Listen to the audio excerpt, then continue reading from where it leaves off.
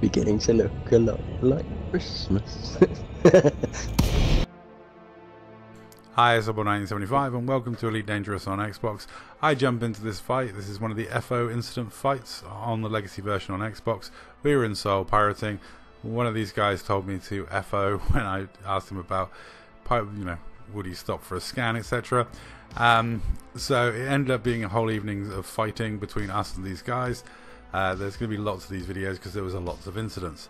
However, I didn't realise I dropped in with no ammo, so yeah. I need to just run away a little bit and rearm. Kind of embarrassing to drop in with no ammo. See you in a minute.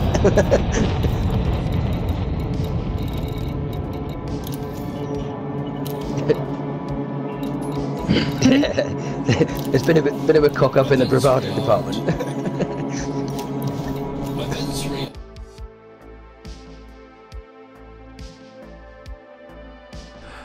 Yeah, this was a fun fight. However, I am going to use this video for a serious topic for a portion of this video.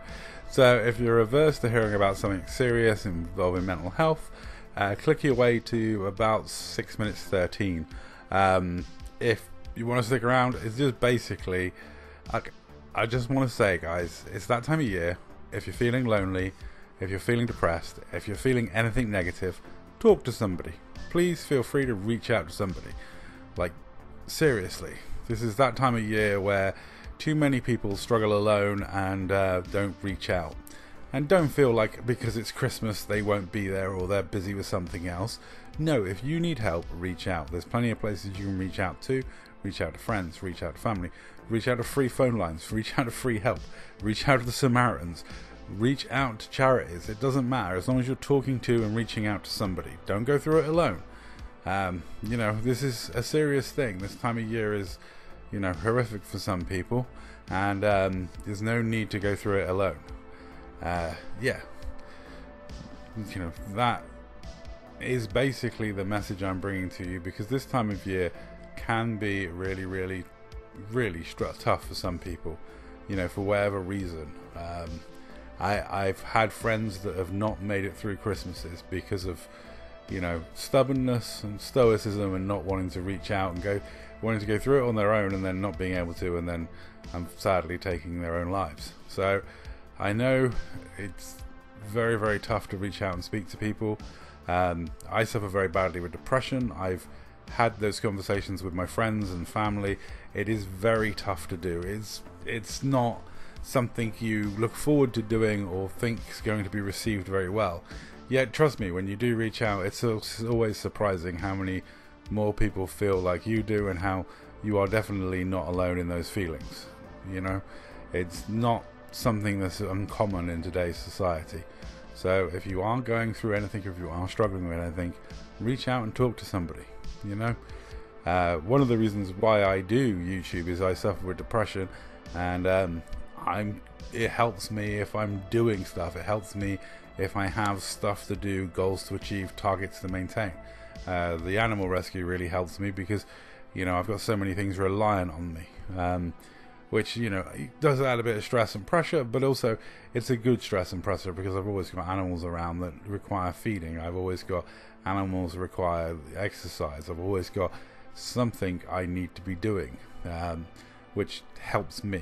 Getting yourself active, walking more, talking to people, try and make positive strides, and really don't ever tackle these things alone or think that you're safe in your own head.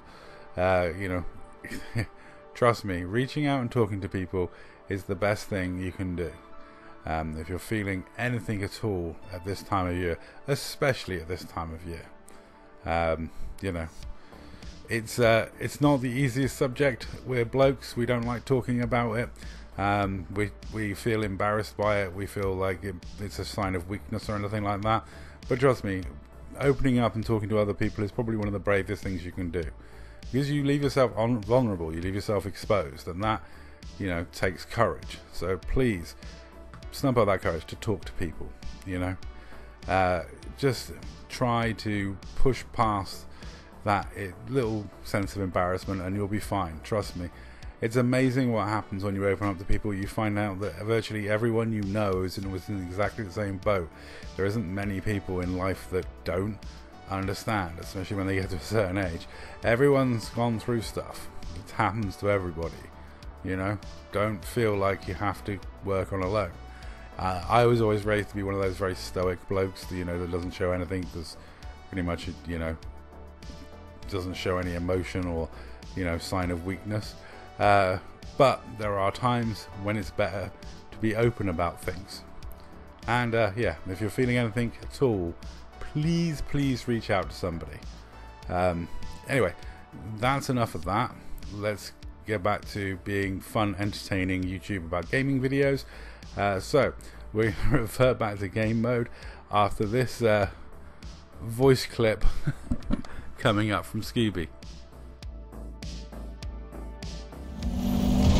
I was just about, I saw the Mamba start shooting. I was just about to say, I think he's got the target. I just saw you whizzing fast with lasers all over. Like, yeah, I'm fairly sure you noticed.